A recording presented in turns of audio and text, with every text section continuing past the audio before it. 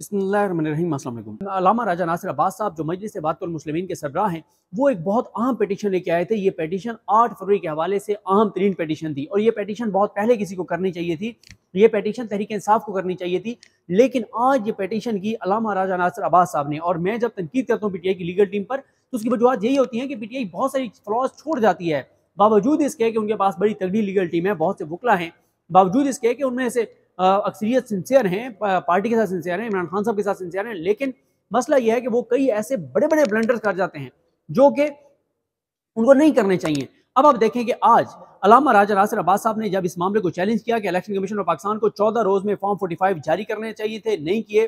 अब उस हिसाब से 21-22 फरवरी तक हर सूरत में फॉर्म 45 अपलोड होने चाहिए थे, जारी होने चाहिए थे, नहीं हुए। अब आप देखें कि 22 फरवरी के बाद आज 5 मार्च को ये केस आया इस्लामाबाद कोर्ट में। जैसे ही इस्लामाबाद कोर्ट में आया, आमिर फारूक साहब ने एक दिन के लिए उसको, ज़ाहिर है एतराज़ात थे, एतराज़ात दूर किए, कल सुनेंगे, लेकिन पता चल गया, कांपें टांग गई, पता चल गया कि ये इतना आसान नहीं है मामला। फिर जल्दी जल्दी फॉर्म 45 जारी करने पड़े और ऐसे जारी किए कि तबाही और बर्बादी फिर गई हर तरफ।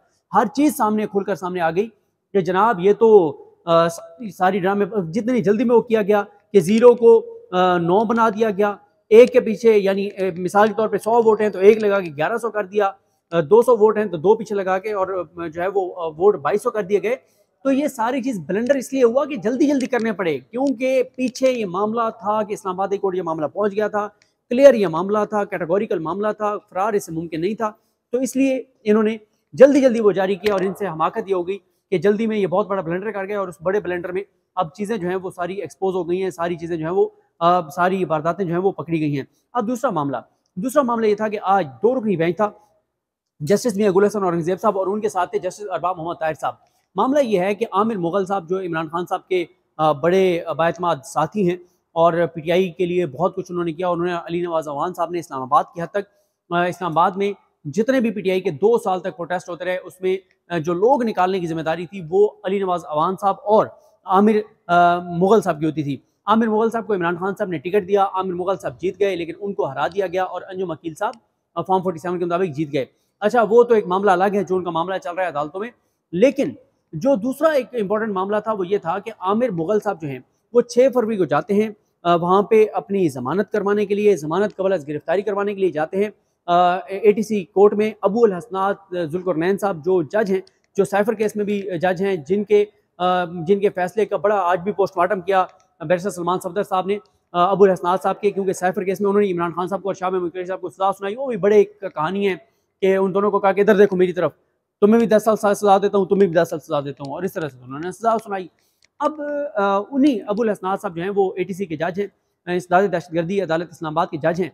उनके पास गया मामला, 3 आमिर मुगल साहब की जो जमानत की दरखास्त है वो उन्होंने डिस्पोज ऑफ कर दी। लेकिन हुआ क्या, वो ये कि जब आमिर मुगल साहब वहाँ से चले गए, एक केस में उन्होंने जो है वो तारीख डाल दी, तो वो जब चले गए तो फिर उनको पीछे से फ़ोन किया गया कि जज साहब आपको दोबारा बुला रहे हैं।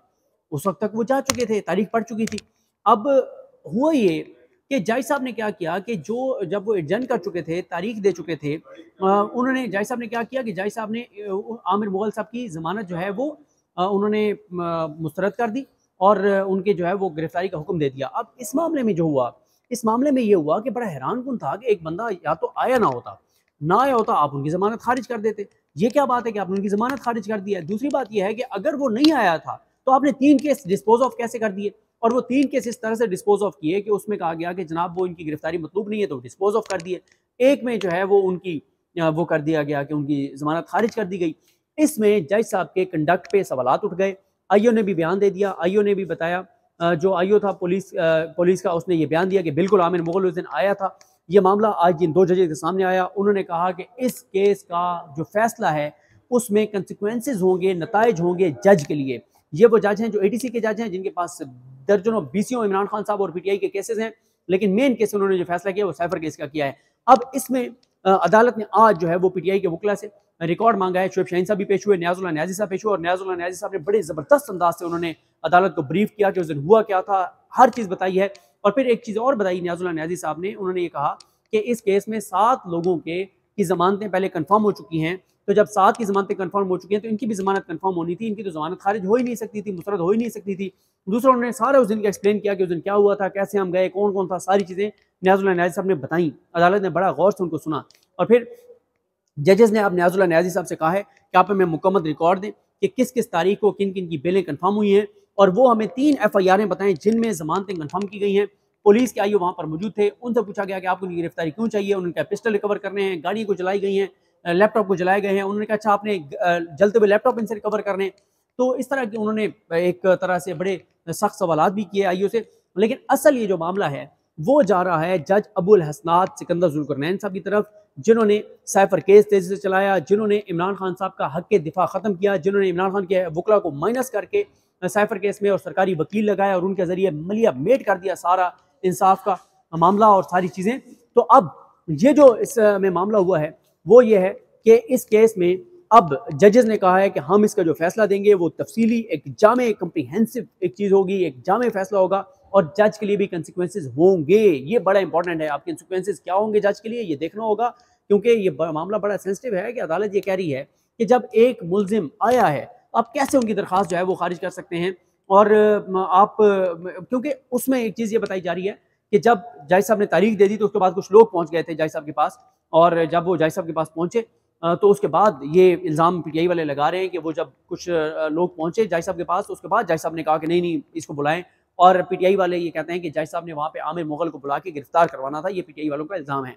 अब ये बातें जब PTI वाले कर रहे हैं, अगर वो उस दिन के ऑर्डर्स सामने ले आते हैं कि 3 ऑर्डर्स जिसमें उनकी दरखास्तें जो है वो दरखास्त ज़मानत की दरखास्तें निपटाई गई हैं, ये कह कर के उनकी गिरफ्तारी मतलूब नहीं है, और दूसरी तरफ एक में जज साहब ने उनकी बेल खारिज कर दी है, तो जज अबुल हसनात सिकंदर जुल्करनैन साहब के लिए बड़े कंसिक्वेंसेज हो सकते हैं। वो क्या क्या होंगे उसके लिए कुछ कहना कबल अज़ वक्त है, लेकिन ये वो जजेस हैं जो अपराइट जजेस हैं। अरबाब मोहम्मद ताहिर साहब भी वो भी ज़ाहिर है ज़बरदस्त जज हैं। अरबाब मोहम्मद ताहिर साहब वही हैं जिनके पास मामला आया था बिशारत राजा साहब के भाई वाला, और रात तक उन्होंने बैठ के उनके भाई को बाजियाब करवाया था। अरबाब मोहम्मद ताहिर साहब वो जज हैं जिनका आपको याद होगा जिन्होंने इस्लामाबाद में बल्दियाती इंतखाबात कराने का हुक्म दिया था, लेकिन फिर क्या हुआ था, फिर इंटर कोर्ट अपील आई, फैसला उनका मुअत्तल हुआ और आज तक इस्लामाबाद में बल्दियाती इलेक्शन नहीं हुए।